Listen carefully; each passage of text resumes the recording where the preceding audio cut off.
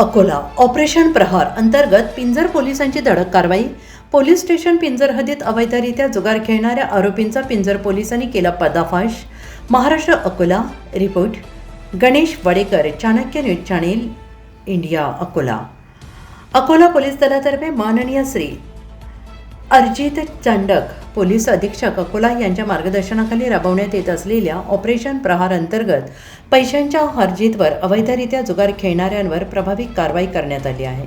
Police station पिंजर हद्दीत पिंजर ते कारंजा रोडवर जंगलामध्ये काही इसम पैशांच्या हरजीतवर तीनपत्ती परेल नावाचा जुगार खेळत असल्याची माहिती प्राप्त झाली.